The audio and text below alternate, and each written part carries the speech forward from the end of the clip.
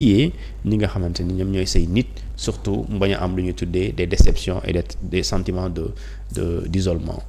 Alors dafa am benn vidéo boo xam ne tey dañ ko partagé muy kàddu yi nga xam ni Emmanuel Macron jot na ko daal di yëkkati mais fii dafa am tontu boo xam ni Guy Marius Sagna daf ko daal di tontu ci page Facebook am kàddu yi nga xam ni Emmanuel Macron yëkkati na ko mi ngi ko yëkkatee fële nga xam ne nag mooy ca réunion annuelle des ambassadeurs de France ce lundi 6 janvier 2025 le président français Emmanuel Macron a affirmé que les dirigeants africains n'ont pas été reconnaissants envers la France qui depuis 2013 intervient en Afrique contre le terrorisme. Macron a déclaré on a oublié de nous dire merci.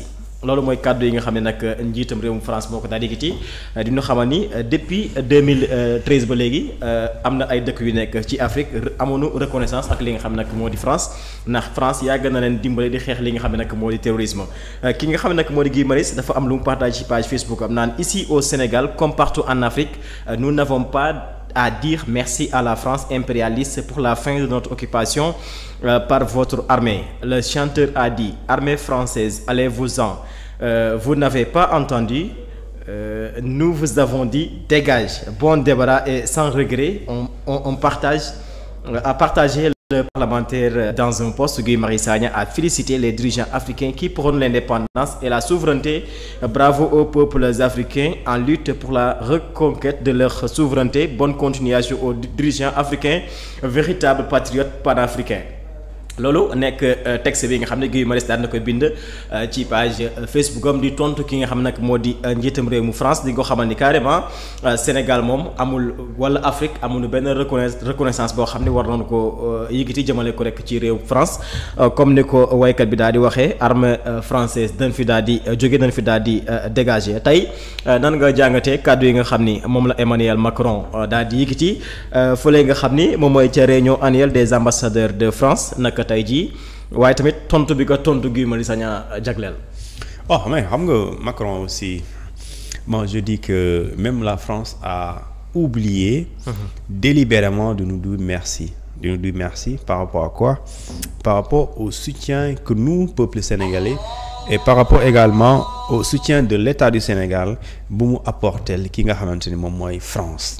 Parce que depuis longtemps, le temps coloniaux, la France a bénéficié lu ñu tuddee du soutien, de la solidarité, de la compassion, de la sympathie de la France. Le Sénégal a toujours soutenu, et même l'Afrique. Maintenant, par exemple, l'histoire même des tirailleurs sénégalais, par exemple. Mais cette histoire même démontre que cette France a été ingrate totalement. Ingrate. Et pourtant, c'est en 2024 et 2013 que cette France-là a reconnu ce massacre-là bi nga xamante moom la infligé suñuy plusieurs centaines de Sénégalais et c'est-à-dire d'Africains ñi nga xamante ni dañoo demoon pour jàppale France et on a jamais dit merci à ces gens-là. On a jamais dit merci également à ces soldats qui sont africains, sénégalais, Soudan du Sud ñi nga xamante ñoo nekk Haute-Volta dem di xeex ak France jàppale ko ñu rey ay ñoom ci ñoom ay mbokk ñoo xamante ne ñoom ñu bëri sénégalais lañ jamono ji on a tué leur grand-père c'est leur arrière-grand-père en 1939 en 1900 également 14-18 ci guerre yooyu nga xamante ni moo doon am mais tey France boobu au lieu mu reconnaître que ne nous avons été très gentils à nos grands-parents cette France nee na dafay jox indemnité jox ay droits léegi mu ne su may jox indemnité ay droits yéen ñi nga xam ñoo nekk les soldats français de peau blanche ñooñu ñooy ëppale ñi nga xam ne mooy soldats noirs yi. te pourtant ñu bu ñuy xeex ñëpp a yoroon arme ñi leen di faat ñiy faat ñee am na sa ñuy wax ne les noirs étaient les plus braves. léegi nag ñooñu France boobu au moins bu fekkente ni mënoo nekk ku honnête mën nga am reconnaissance même si day benn yoon de ta vie. ñii dañ la jàppale et pourtant le Sénégal l'Afrique a toujours exiger, demander à la France de reconnaître effectivement ses attitudes criminelles.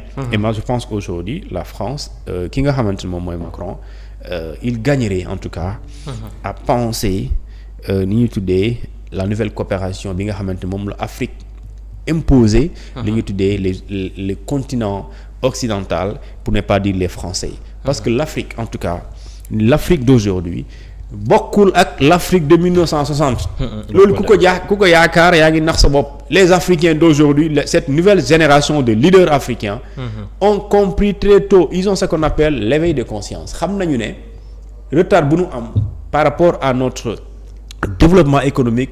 La plus grande partie a été causée par li ñu tuddee des multinationales mais aussi par ce qu'on appelle des puissances étrangères. Et ils l'ont compris et ils sont en train de mettre petit à petit progressivement mettre fin à toutes ces histoires de li ñu tuddee de domination, à toutes ces histoires de complexe d'infériorité. Et les tubaab aussi ñoom ils gagneraient à comprendre cela et la Russie l'a compris, la Chine l'a compris. Ils ne sont pas dans une posture de dominer, ils sont dans une posture de coopération boo xamante ni ce sera une coopération d'égal à égal, d'égale dignité et dans le traitement et aussi dans li ñu tuddee les relations.